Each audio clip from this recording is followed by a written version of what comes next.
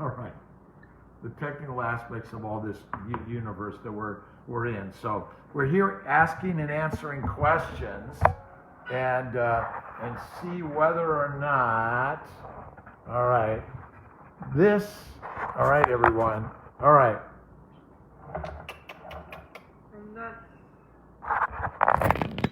If we only get this, I guess that's okay. All right. Well, look, I've learned a couple things about you have to be willing to shift a little bit, and I'm going to try to answer some questions. Hey, Kim and everyone, but tell us a little bit about yourself so we can share with the CNY Fertility Instagram and Facebook Lives. Yeah, totally. So I am a holistic fertility doctor. I went to medical school for naturopathic medicine, which is, it's essentially like integrative medicine. We learn the best of the Eastern stuff and combine it with all the Western knowledge that we have available for lab tests and diagnostics and treatments. So a little bit of the best of both, and the way that I've chosen to apply it is into the world of fertility because, as you know, this is a growing epidemic, and we are in a very interesting position. I feel like when I started doing this work, I was one of 4 or 5 in the country that were just focused on fertility. And I was just blown away. I was like, why aren't there more naturopathic doctors helping support couples through their fertility issues? This is something that we can totally do. And if we could just get more information out to the people, it would be tremendous. So yeah. Well, and I grew up in a Western world and didn't understand or know too much about the Eastern world. And obviously, we've kind of both sort of melded and come into this both together. I mean, we spend a lot of time on natural, although so much of what I focus on and we talk about on all areas. And thank you, everyone, for sort of hanging out over here on the Facebook while we figure out the Instagram. But how do you approach a couple that comes in to you, or mostly women, men also? Tell me how you approach this. Yeah, so our approach is very much the couple. We believe that because 50% of it is the guy, or 49% technically, right? But it's super essential for the guys to be as invested and as supported through the process as it is for the women. So definitely we only want to work with couples, except unless they are single moms by choice. We have plenty of those, and we're more than happy to support the solo mamas. But if they're a couple, they should come as a couple. And our process is really to go through a 4-step approach to helping to optimize fertility. So we start with a discover, and that's probably my favorite phase because that's where we're doing all of the testing and functional medicine stuff that is getting missed by a lot of the other practitioners that they've already been to. Whether it's an acupuncturist or a reproductive endocrinologist, it's not usually their forte to do all the functional medicine stuff with the couples. So that's where we start. And after we do that discovery, or we start the process of doing all the tests, then we can go into what we call the detox phase, which is essentially to help the body detoxify hormones as well as detoxify toxins and chemicals and stuff that's in our environment that is stored often in our liver, often in fat cells around the body, to help clear away the stuff that's not necessary for healthy, good, vibrant function of the ovaries and testes.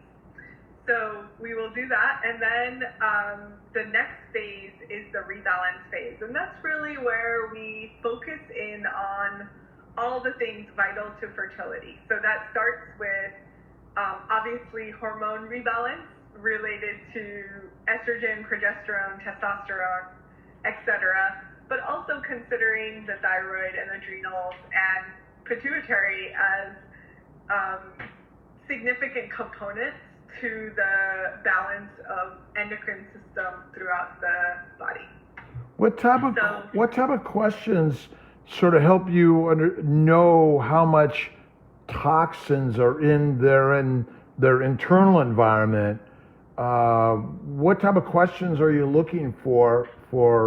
I mean, I think toxins are pretty much in everything in our environment, so you can pretty much assume that it's all there for most of us, right? Yeah. I think for us, we kind of assume that a detox is necessary for everybody. The detox, a little bit of a caveat with the detox, we do not recommend detoxing if they are going into an IVF cycle or going to try and get pregnant within 3 months of doing the detox. So you want to do a detox and then wait at least 3 months before you conceive, or even try to start conceiving.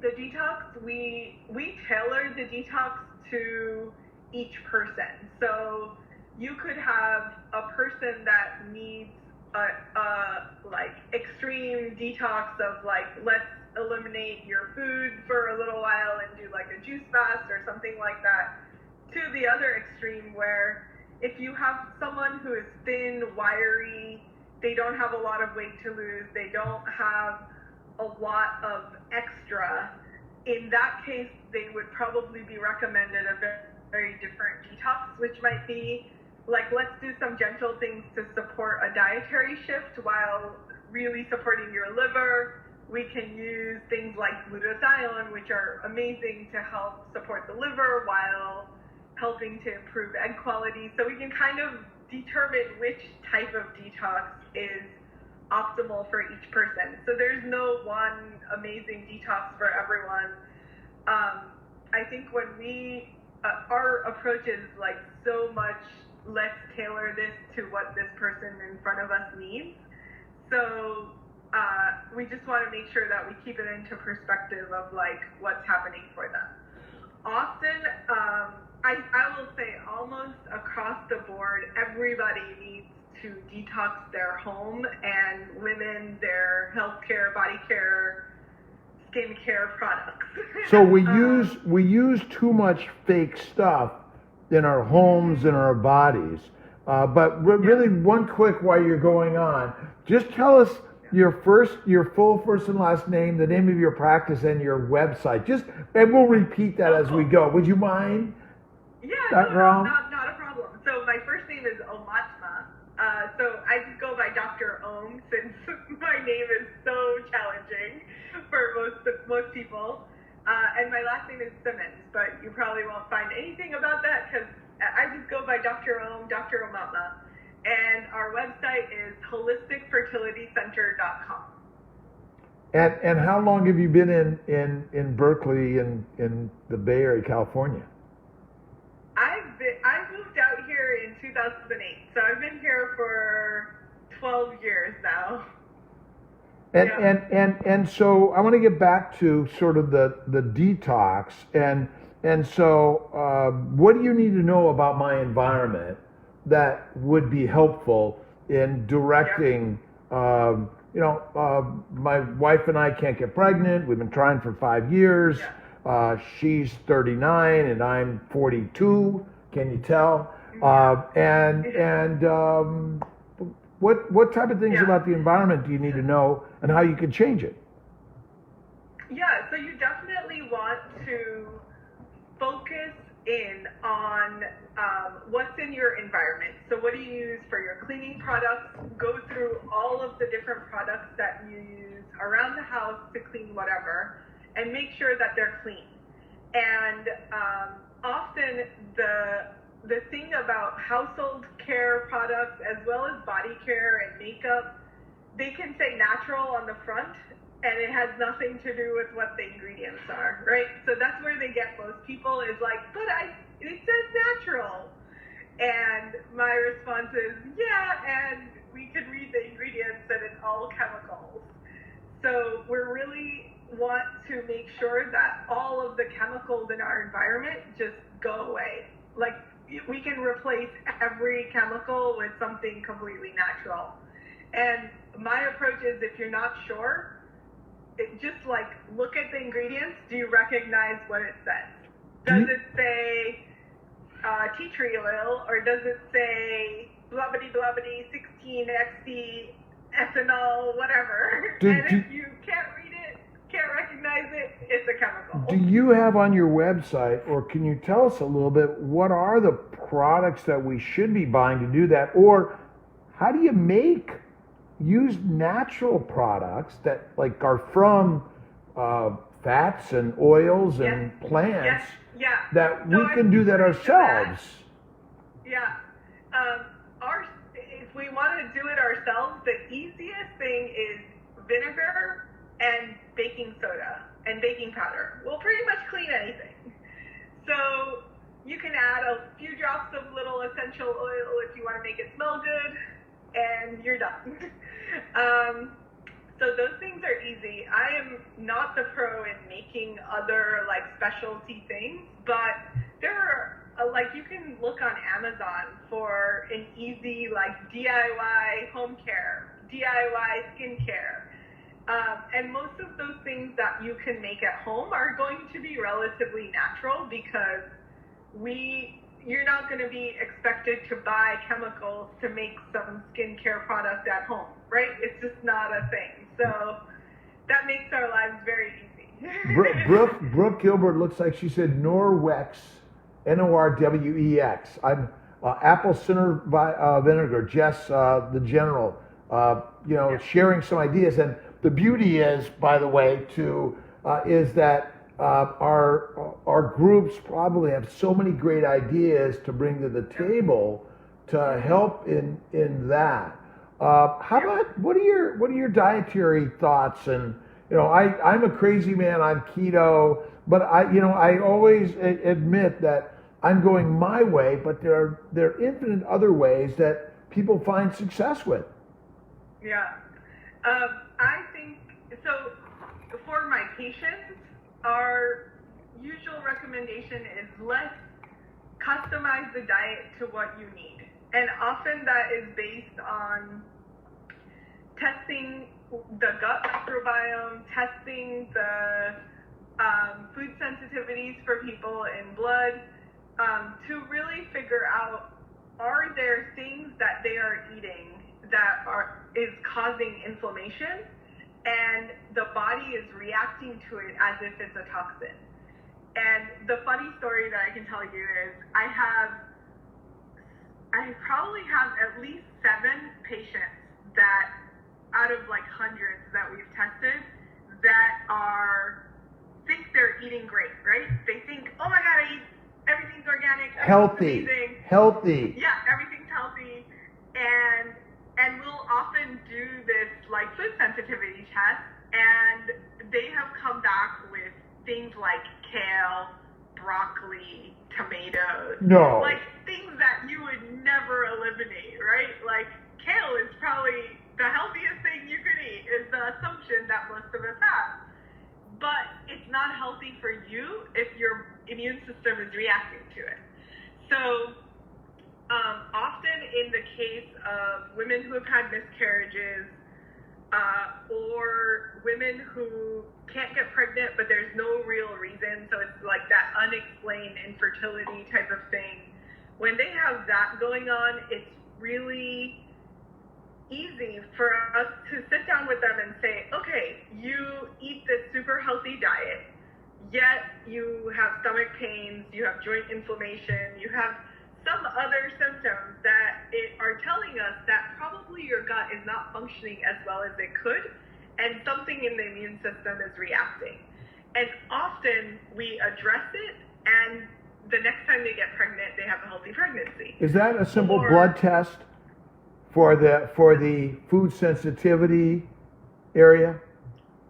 Is there a test? Is that a simple blood test? It is, yeah, it's a simple blood test. It's a blood draw that usually the lab that we like to use has a contract with local people that can come to your house and do the blood draw. And then they send it to this lab in Florida, and we'll get results 2 or 3 weeks later that say, hey, this is what is happening with your food. and this is what your body's reacting to. And, you know, I initially, like, when we got trained in school, this is 20 years ago now, I'm dating myself, we learned, like, oh, you should do this, like, elimination diet. You can figure out, after months of doing elimination diets, we can figure out which food you should not eat, which food you should eat. At this point, I'm like, let's just do the test. It's so much faster, and it'll give us an exact result of what we need to take out of your diet to stop the inflammation or stop the immune system reaction. So yeah, I'm a big fan of those when it's necessary. I think there's, you know. How do you know if it's necessary to do the testing for that? Yeah, that's a great question. So my usual tip-offs are women who have recurrent pregnancy loss often have this gut level inflammation. So I will almost always recommend it for them. Unless they have an overt hormone imbalance that can be causing their miscarriage, then it's a different scenario. If they have gut issues, so bloating, constipation, diarrhea, irritable bowel syndrome, any unexplained gut symptoms, we will often want to do this test. And any joint inflammation is often related to the gut, so that will kind of point back to a food sensitivity if they have joint inflammation or skin inflammation even can point to that. We get a lot of questions throughout, and I'm going to get to some of these. We're going to have a great conversation, and then I think I'll get back to a lot of the talks in about the half an hour after, if that's okay. And but a lot of this is very important because, you know, we focus on inflammation as the cause of all disease, and I think that our environment is critical. And there's so many things about the environment. You know, I usually ask specifically, what do you eat? You know, give me the list. And often it's like, well, eat healthy, I'm fine. And it's like, well, give me everything. And I think the idea of food sensitivity testing could be very helpful for a lot to see that they may have those sensitivities that they don't even think about. Yes. Would you agree? Yes. And absolutely. Like, this is what I like, one of my best favorite cases is this woman. I was not treating her for fertility. I was treating her for menopause. And she said she had gained 30 pounds. She felt bloated all the time. She came in, she's like, I've been doing paleo for like 3 months. I don't know why my weight is not going away, blah, blah, blah. So we did this food sensitivity test. It comes out that she is sensitive to, like, severely reacting to chicken, beef, and kale. The 3 things that she eats every single day.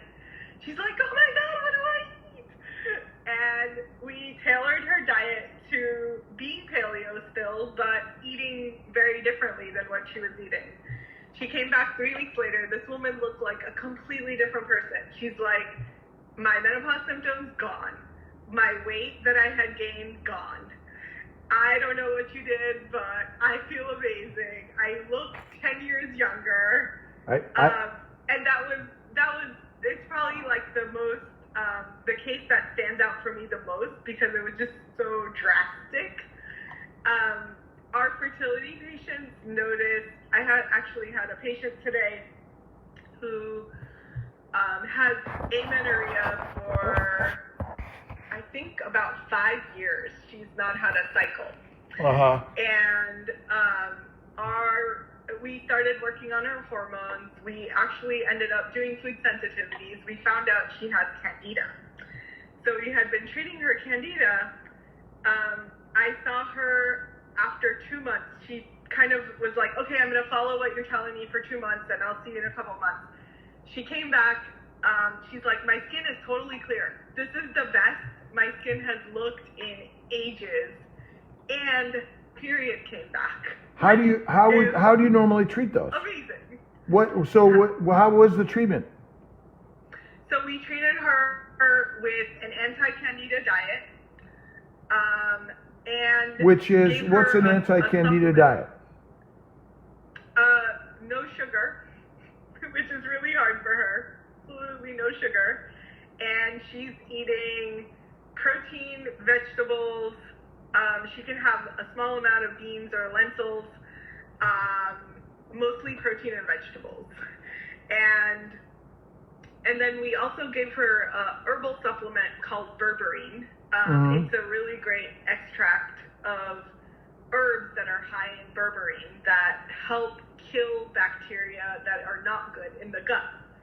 So that's helping to kill the candida, or like lower her candida load, while we are repopulating with a spore-based probiotic. And spore-based probiotics are probiotics that are like the mega probiotic. So you give one dose of this mega and it repopulates the gut in a balance of different microbes. So probiotics are very interesting because you can do lactobacillus, you can do lactobacillus and whatever other things. There are a lot of different strains of probiotics. So how do you know which one to do? Our approach is kind of, if you give the mega, like the spore probiotic, your body can kind of repopulate its microbiome in a more natural, holistic way. So that's been her approach for the candida and helping to heal her gut and all of that. And then the other thing that we've done for her is to start supporting her hormones. So her estrogen levels were elevated and her FSH levels were off the charts. So she got adrenal support to help lower the FSH levels while helping her her estrogen through detoxification. So things like DIM, I3C, calcium D-glucarate, those are all things that we're doing to help get rid of the excess estrogen in our body. Is she diabetic? And no, she's not diabetic. Okay. She is, she's actually probably more underweight than overweight. So that's the other piece, is like trying to get her to eat more. Like a little bit of a struggle because she's underweight. That's probably not helping her amenorrhea. So increasing her calories. What are your thoughts on blood type diets? Do you deal with that very much? Yeah, so blood type diets are interesting. I think that I studied it a lot when I was in school because one of the founders of the blood type diet was actually a professor at our school. And so I dove into it quite a bit, and my takeaway from it, this is a very simplified version, is that likely the most beneficial thing out of that was that we were removing the processed food that people were eating. There are probably some things that affect certain blood types more than others, but I don't think that it needs to be so rigid like it is. Well, it's an interesting thing. Blood types are actually determined in the laboratory using lectins from plants. So you have to believe that certain blood types that would be tested for in the lab obviously are going to respond to that dietary difference, likely because of more inflammatory allergic reactions, as you said. So that's where I would bet it all comes in. So there likely are some important points about that because even from the non-believer, after learning more about lectins and their effects in all of this, which likely could affect things like pregnancy and miscarriage because it's going to affect the implantation. Inflammation. Danielle Reese asked a question about recommendations for someone with multiple miscarriages. How would you approach that couple? Oh, so I don't love that women have miscarriages, but I absolutely love to work with them because, one, I'm always reassured that they can get pregnant, right? So that's always like, yeah, you can get pregnant. Let's figure out how to help you keep the pregnancy. And our approach with it is first to figure out if they're estrogen dominant. If they are, we need to get rid of the estrogen. If we detoxify estrogen, then their egg quality will improve, which will then help improve the progesterone levels that their body produces. So estrogen dominance. The second is how do you reduce estrogen dominance? Through a cycle mapping test. So there's something called a Dutch test, which is essentially saliva and urine that you do at home for an entire cycle. So 30 days of mapping your hormones, and they'll send us back a report, and it will show a graph of all the different hormones, estrogen, progesterone, and then they also show how estrogen detoxifies in the body. So you have testosterone, which converts to estriol, estradiol, and estrone through the aromatase enzyme. And if the levels of estriol are greater than estradiol, or whichever is more or less, it will show the breakdown. So we can say, oh, you have way too much of estriol, which is actually not the best or the most favorite estrogen to have because it's more inflammatory. And it shows then how the liver is getting rid of it, and at what point either the liver or the gut stops getting rid of it. So if there is a stop in phase 2 liver detox, for example, you would give different supplements than you would for phase 1 liver detox, or completely different supplement if it's a gut issue. So it really helps break down not only that they have too much estrogen, that's great, good to know, but we can't just throw DIM at every woman that has too much estrogen because it may or may not work. If DIM would work in a woman that had liver 2 detoxification issues, liver phase 2 detoxification issues, but if she has a gut detoxification issue, it's going to be better to give her things like fiber, calcium deglucarate, that kind of stuff that is actually going to help support detox from the gut of estrogen. So Danielle commented about having celiac disease. So miscarriages and celiac disease, which are all basically an inflammatory process, which is mostly from your diet, which is exactly in the direction you're talking about. So celiac is interesting because yes, you absolutely need to cut out gluten from your diet if you know that you have celiac, but often it coexists with other sensitivities and allergies. So in a person who's known to have celiac, what other foods is this person reacting to that's going to increase the inflammation levels? So definitely that.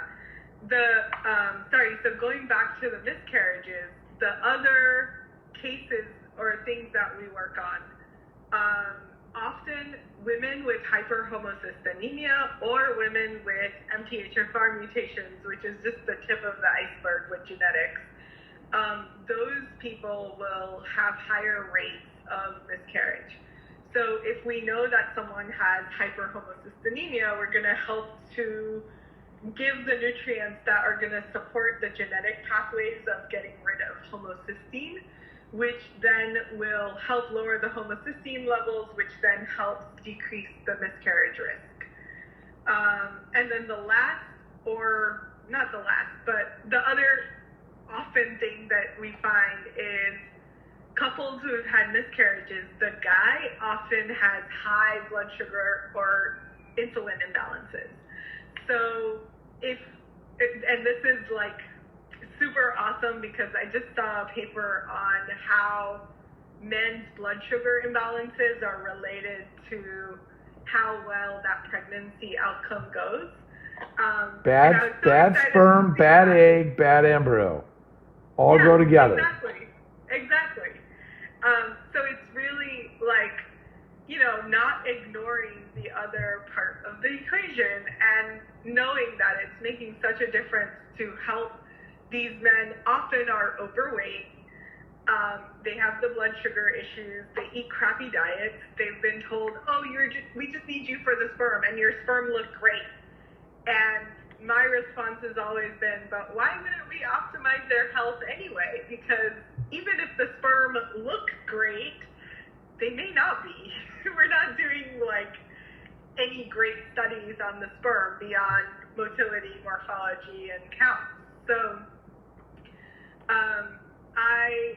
I think that like really making sure that the men are in a good state of health supports the pregnancy outcome. Couple quick questions here. One is, so people that want their blood tested for their sensitivities would go to you, make a consultation, you'd help with that. You take care of clients from all over the country?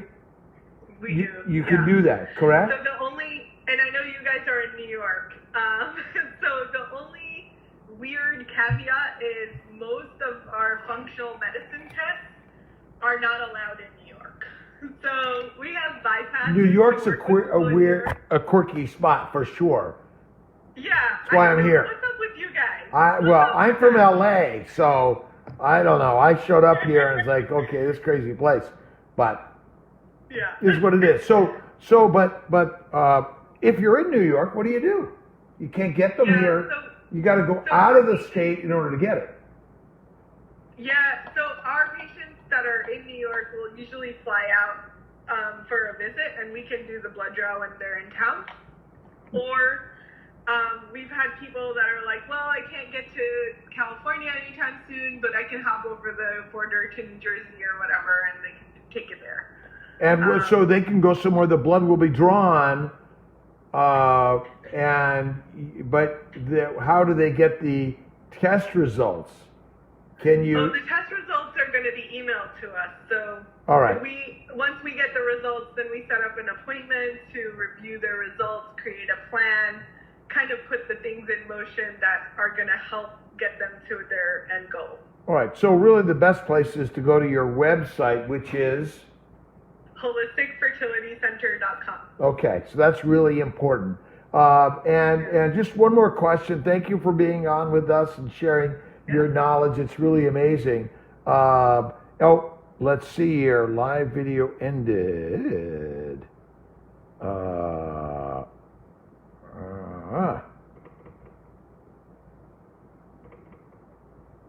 All right, guys, hang on a second.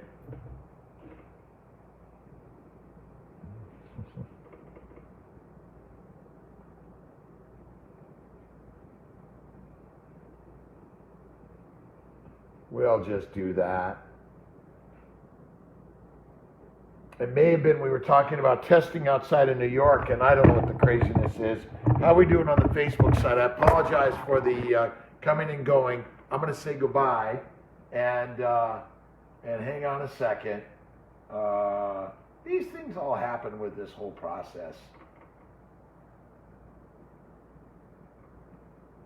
All of our technical things in this business.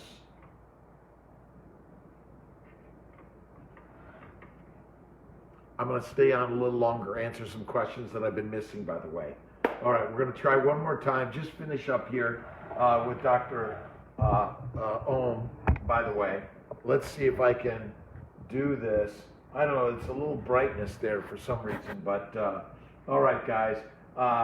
Check out Dr. Ohm, by the way, and at the Holistic Fertility Specialist.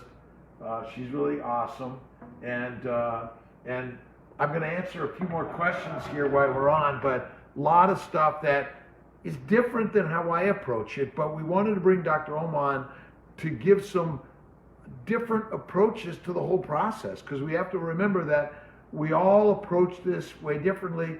I believe in some way we're all very similar, but you have to follow the place that you think is really the most important thing for you, by the way.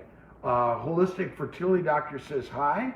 Hello, guys. And you know, I think that the blood testing for the sensitivities is really, really important and can be very helpful to do, by the way. And so, you know, just check out her website, give her a call. Get the blood testing. I think it's important. I talk a lot about how the gut is really the critical part to all of this, and I think we could all probably get a lot more information. You know, we talk about acupuncture, massage, herbs, acupuncture, and I think we all need to look at these alternatives. Wait a minute. Ancient traditional medicine is really the stuff that we're talking about in a naturopathic way that we have to all look at a little bit more, by the way. Let's see here. Jess, all right. Let's see if we've got any other, let's see, do you think the FDA could ever prevent an embryo made during the COVID pandemic be, I don't know that question. Could the FDA prevent that? I guess they could, but I don't think that's going to happen. We haven't been COVID testing at all, but you know, the FDA is a little craziness, by the way.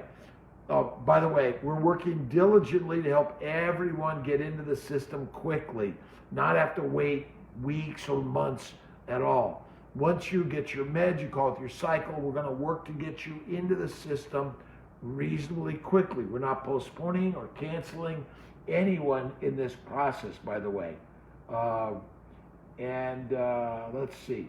So, let's see any other questions here. High LH throughout my cycle affect egg retrieval and a fresh transfer.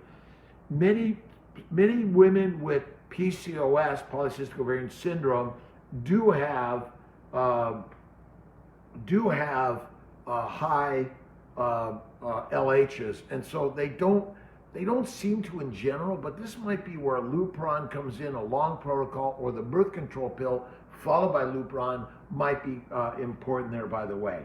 All right, let's say hi to the holistic fertility specialist one more time. Thanks, Dr. Ohm. I think you're coming back on for a few more minutes just to finish up. And thanks everyone for being so patient.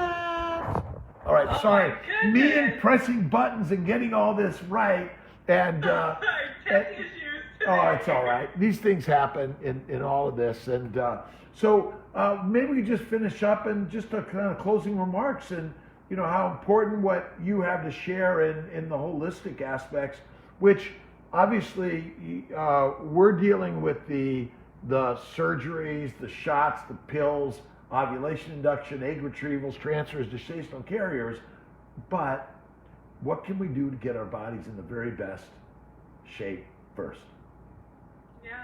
Yeah, absolutely. I think that it's really important to be asking those questions so that we can really optimize whole health first, then make sure the hormones are right, and optimize egg quality and sperm quality before even going into a cycle, which really makes for better outcomes faster. So I think, you know, a lot of people that come to us are like, oh my God, I don't have 3 years to wait to get all my body stuff right. And our approach is like, well, it shouldn't take 3 years. It should take a few months to get everything right, and then you can go off and have an amazing retrieval and successful pregnancy. We do a lot of priming in the 30, 60, 90 time frame. I would say you change your diet, and in 2 to 4 weeks you have a tremendous amount of change inside your body. Yeah. It's a lot shorter than people think. Yeah, totally. I think that it depends on what the imbalances are. If someone's been amenorrheic for 10 years, I don't expect that to turn around in a few weeks, but I think a few months is reasonable. You know, even in that case, it doesn't have to take forever. And I think I had seen a question about low AMH. So depending on, I don't know if you get this question all the time, probably. I feel like we get this like, what do I do if I have low AMH? And I'm like, well, the first question is it age related? If it is, then we might have a recommendation that would be very different from someone who's younger and has low AMH. And low AMH is not the end of the road. Like, lots of women get pregnant with a 0.3 AMH. It can happen. So we're not testing our- everyone that's getting pregnant without ever seeing us. And my bet is there's a lot of high and lows in ways that we don't even understand. Yeah. Sometimes you Yeah. stop looking at the test and just do the work to get you to the outcome. The more you look at data, the more you're driven to distraction, and less looking and more doing is part of the concept. And so a formula of what can you do to help make these changes is very important.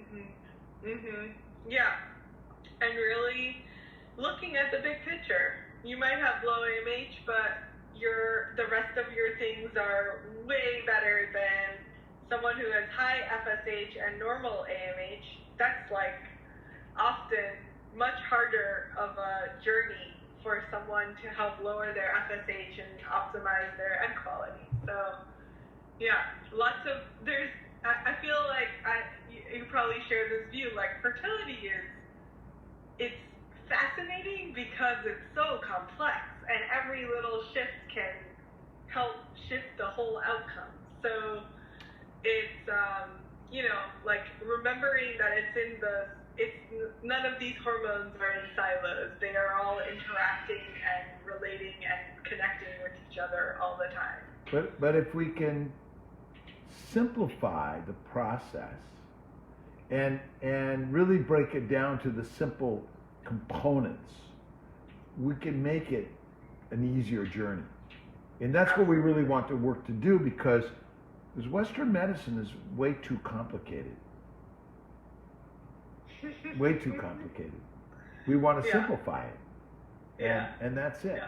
Yeah. Let's see, a couple more questions. Holistic ways to help hydrosalpinx.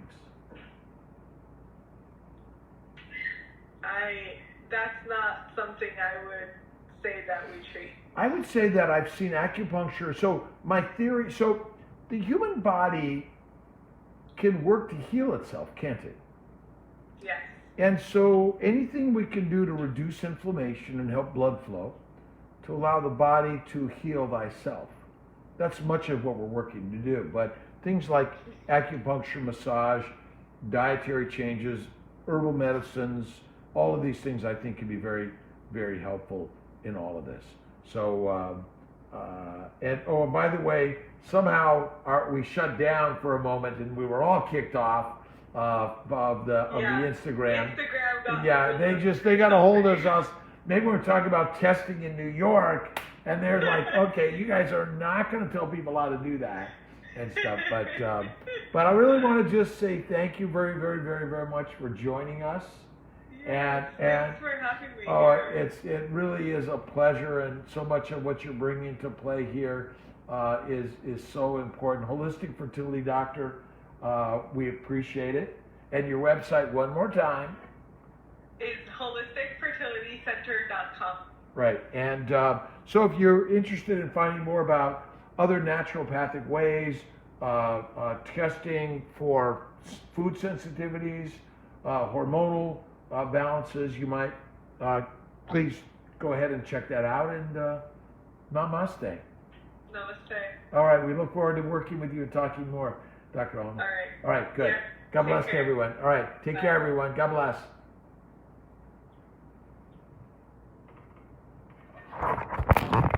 All right, my Facebook friends, Instagram, we've been working a little bit. I kind of ignored you guys, and I apologize for that, but I'm gonna, let's see, tomorrow is Thursday. I should be back tomorrow. We'll stick to our usual and customary. I'll be sure to work to get to some of these other questions. Dexamethasone, prednisone patients, autoimmune. I think the steroids can be really, really helpful, by the way. But you don't want to go too high. But a lot of what Dr. Holmes talked about, the dietary changes are so critical and important, by the way. But listen, I'm gonna say good night. I'll see you guys tomorrow night. Thank you very much. And then Sunday, I'm doing Monday through Thursday, 8 p.m. If you have some other people you'd like me to interview and bring on, that might be something fun to do. Gratitude to our Albany, Syracuse, Rochester, Buffalo, Atlanta, and Montreal team. And again, Colorado, I'm doing this give some news next week. So God bless to everyone. I love you guys. Thank you.